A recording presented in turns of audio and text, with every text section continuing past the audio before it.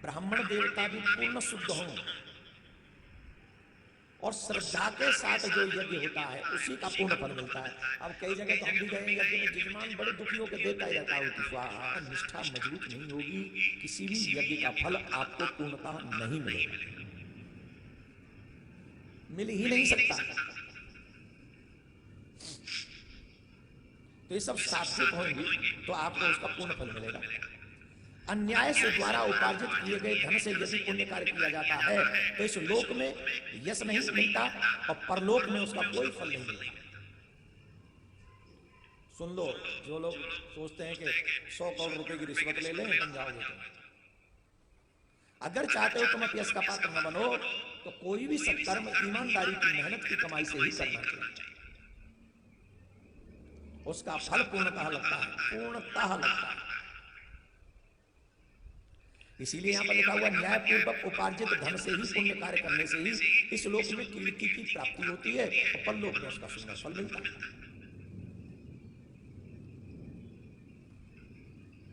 अब यहां पर उदाहरण भी दिया वेद व्यास ने, तो कुछ दैत्यों के लिए भी आहुति दे देते थे और दैत्यों की आहुति इंद्र समझ गया तो उन्होंने गुरुदेव का सर काट दिया। चलो हमने बनाई गुरु जी और तुम फल दे रहे उधर, तो बात ठीक नहीं है, काट दिया, उनका सर काट दिया। आदि कई प्रसंग इसमें बताए। हे राजन, सात्विक यज्ञों को अति दुर्लभ माना गया। सात्विक यज्ञ जो होते हैं वो बहुत दुर्लभ होते हैं। दूसरा यज्ञ है राजस यज्ञ। राजस यज्ञ किसे कहते हैं? जिस यज्ञ में अधिक धन व्यय किया जाता है, जिसमें पशु बलि देने के लिए यूप गाड़े जाते हैं तथा जो अभिमान के साथ किया जाते हैं और क्षत्रियों तथा वैश्यों द्वारा संपादित किए जाते हैं, उन्हें राजस यज्ञ कहा गया। उन्हें राजस यज्ञ कहा गया, सात्विक यज्ञ नहीं। और व्यास पीठ हमेशा सात्विक यज्ञ, सात्विक कार्य, सात्विक विचारधारा को ही प्रमोट करती है। जहां किसी जीव की हत्या होती हो, ऐसा कोई यज्ञ व्यासपीठ से उसे नहीं कहा जाता है। तामस यज्ञ हमेशा दुष्ट प्रवृत्ति के लोगों के साथ उनके द्वारा किया जाता है, दानव द्वारा किया जाता है। वो दानव कौन है? क्रोध की भावना के साथ किए जाने वाले, अहंकार पूरित और बड़े साज सज्जा के क्रूरता पूर्वक, ईर्षा पूर्वक। अब सुन लो तामस यज्ञ क्या है, क्या गजब की बात है। पहला, उस यज्ञ में क्रोध की अधिक मात्रा है।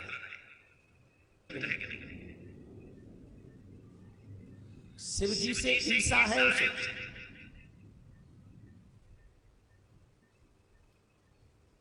शिव जी को अपमानित करने की इच्छा से उसने यज्ञ किया। जिस यज्ञ के कर्ता को क्रोध बहुत आता हो, वो क्रोधी हो, अहंकारी हो, क्रूरता पूर्वक उसका व्यवहार हो और ईर्षा करता हो, ऐसे यज्ञ कर्ता को या ऐसे यज्ञ को तामस यज्ञ कहा गया। तीसरा यज्ञ हो गया। चौथा जो यज्ञ है वो बड़ा श्रेष्ठ है, मानस यज्ञ।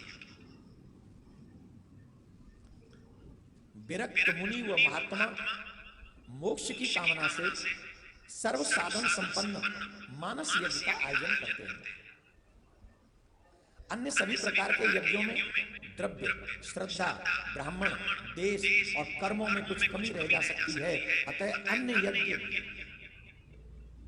यज्ञ जो मानस यज्ञ की तरह पूर्ण नहीं माने गए, क्योंकि वहां तो हो सकता है ब्राह्मण देव कोई गलती कर दे, हो सकता है वहां धन की कमी पड़ जाए, हो सकता है वहां किसी और वस्तु की कमी पड़ जाए, पर मानस यज्ञ में किसी की भी कमी नहीं पड़ेगी।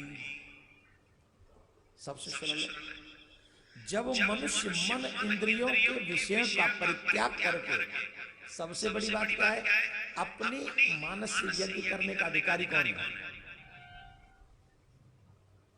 तो सोच रहा हूं सबसे सस्ता यज्ञ है हर्द लगे, जिसने अपनी इंद्रियों को कंट्रोल में कर लिया, इंद्रियों के विषयों का परित्याग करके पवित्र हो जाता है, तभी मानस यज्ञ करने का अधिकारी होता है। पैर पीछे कर, पीछे कर। इंद्रियां कंट्रोल में नहीं है तो आप मानस अधिकारी नहीं होंगे, क्योंकि वो मन से ही होगी। और अगर आपकी इंद्रियां कंट्रोल में नहीं हुई तो आपका मन तो इधर उधर किधर विधर कहीं भी चला जाएगा। जाएगा कि नहीं जाएगा? तो यज्ञ में मन को परिशुद्ध तथा गुण से रहित बनाना चाहिए। मन के शुद्ध हो जाने पर शरीर शुद्ध स्वतः ही हो जाता है, तभी वह मानस यज्ञ करने का अधिकारी होता है। तत्पश्चात वह अपने मन में पवित्र यज्ञीय वृक्षों से निर्मित सुंदर स्तंभों से अलंकृत अनेक योजन विस्तार वाले यज्ञ मंडप की रचना करे। मन ही मन में उसमें विशाल यज्ञ वेदी की कल्पना करे, उस पर मानसिक अग्नि विधि पूर्वक स्थापित करे। उसी प्रकार मन में ब्राह्मणों का वर्णन करके ब्रह्मा आर्य होता, प्रस्तोता, उद्गता, प्रतिहता नियुक्त कर उनका पूजन करे। फिर पांचों अग्नियों को यज्ञ वेदी में स्थापित करे। उनमें प्राण को गार्हपत्य, अपनापन, आवाहीन अग्नि, व्यान को दक्षिणाग्नि, समान को आवसद्य अग्नि तथा उदान को सभ्य अग्नि कहा गया है। मानसिक रूप से दोष रहित तथा पवित्र हवन सामग्रियों को भी कल्पना करनी चाहिए। इस यज्ञ में होता यजमान दोनों के रूप में मन ही होता है और कोई तीसरा नहीं। होता भी मन है और यजमान भी मन है। निर्गुण तथा अविनाशी ब्रह्म इस यज्ञ का आदि देवता है। देवता कौन है? इस यज्ञ का देवता किसको मानेंगे? अविनाशी ब्रह्म को। इस तरीके से हम और आप मानसिक यज्ञ कर सकते हैं, लेकिन मानसिक यज्ञ का सबसे पहला जो कार्य है वो कार्य है अपनी इंद्रियों पर विजय प्राप्त करना। और सच बताएं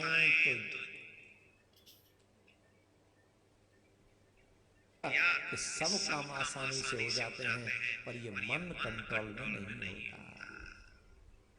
हमारी इंद्रियों के सताए हुए हम और आप सभी बहुत इतने सताए हुए हैं।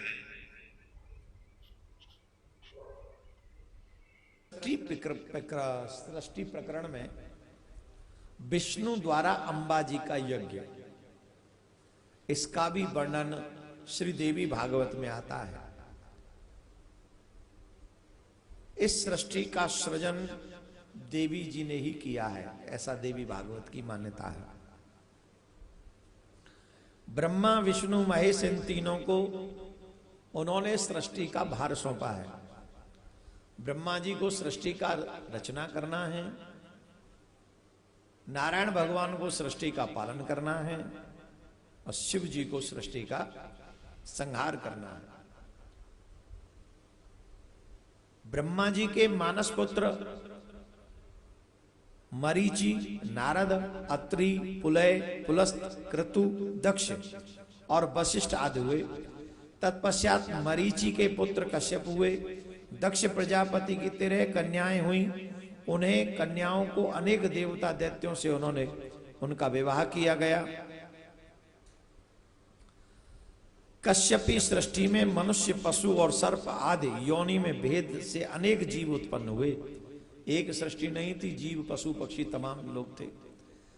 ब्रह्मा जी के दाहिने आधे शरीर से स्वयंभू मनु हुए जो पुरुष रूप में हुए, और बाएं भाग से स्त्री रूप में शत्रुपा हुई।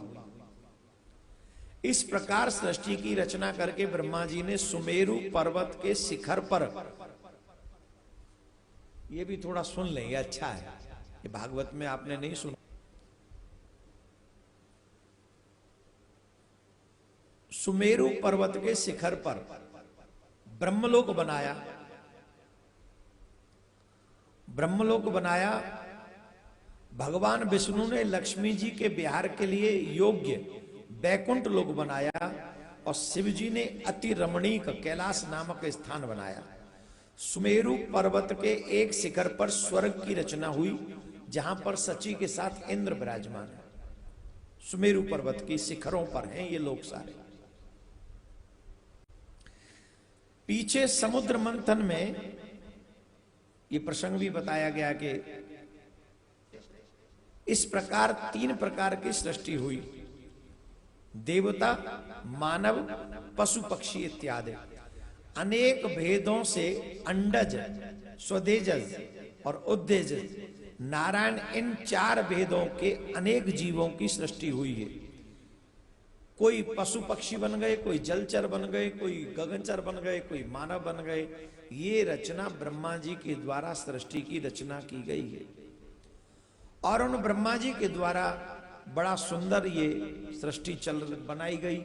इसका पालन पोषण करने का कार्य भगवान विष्णु को सौंपा गया। भगवान विष्णु ने जब देवी की स्थापना की, पूजा की, वंदना की, एक समय भगवान विष्णु ने जब विष्णु लोक में विराजमान थे तो अकस्मात उनकी अमृत सागर में विद्यमान मणियों से मंडित उस द्वीप का स्मरण हुआ आया, जहां पर वो ब्रह्मा विष्णु महेश तीनों गए थे, जहां पर मां भगवती विराजमान थी, जहां तीनों ही स्त्री के स्वरूप को प्राप्त कर गए थे। देवी के लोक में जाकर तीनों ही देवताओं को, त्रिदेवों को स्त्री स्वरूप प्राप्त हो गया था, क्योंकि भगवती के सामने पहुंच गए थे। तो उस धाम की स्मरण हो आया और वहां उनको याद करके मन ही मन अंबा यज्ञ का आयोजन करने का निश्चय किया। उन्होंने मन ही मन में सोचा कि मुझे अंबा यज्ञ करना चाहिए। तदनंतर विष्णु भगवान ने अपने धाम से उतरकर उन्होंने शिव, ब्रह्मा, वरुण, इंद्र, कुबेर, अग्नि, यम, वशिष्ठ, कश्यप, दक्ष, वामदेव और बृहस्पति को आमंत्रित करके यज्ञ संपन्न करने के लिए मूल्यवान सामग्री को एकत्रित किया और वो यज्ञ बड़े सुंदर तरीके से संपन्न हुआ। और जब वो यज्ञ संपन्न हुआ तो ब्राह्मण हव्य पदार्थ आहुति देने लगे। इस प्रकार होम कृत्य पूरा होने पर आकाशवाणी हुई और आकाशवाणी में क्या कहा गया? विष्णु त्वं भव देवानां हरे श्रेष्ठतम सदा मानस्य पूजनीयस्य सर्वस्य सुरेवपि। आकाशवाणी ने कहा, हे हरे, हे विष्णु, आप सदा देवताओं के श्रेष्ठतम होंगे। आप सभी देवताओं को मान्य होंगे। आप सर्व सामर्थ्यवान होंगे। हे विष्णु, पृथ्वी पर सभी मानव आपकी भक्ति से युक्त होंगे। आप सभी को वर देने में सक्षम होंगे। आप सभी देवताओं को वांछित फल प्रदान करने वाले होंगे। यज्ञों में आप ही को प्रधान रूप से मान्यता प्राप्त होगी। बोलो राधे राधे। पृथ्वी पर जब धर्म का होम होगा तभी आपके अंश से, जब जब पृथ्वी पर अधर्म बढ़ेगा तब तब आपके अंश से अनेकों अनेक अवतार होंगे, ऐसा आकाशवाणी ने कहा। और इसका प्रमाण जब जब हो धर्म के हानि यदा यदा धर्मस्य, ये तमाम ग्रंथ, तमाम बातें हमको श्रवण करने में आती हैं। तो माँ भगवती का अंबा यज्ञ भगवान विष्णु ने भी किया था। तो हमारे यहाँ जो नमा पारायण यज्ञ समय चल रहा है आपके, और ऐसे तमाम यज्ञ करने से माँ भगवती सहज कृपा करती हैं, इसमें कोई संशय नहीं है। आपको एक बार प्यार से बोलना होगा, राधे राधे राधे। और राधे राधे। आज हम राधे राधे, श्री राधे श्री राधे, श्री राधे श्री राधे। कल हम फिर मिलेंगे 2 बजे।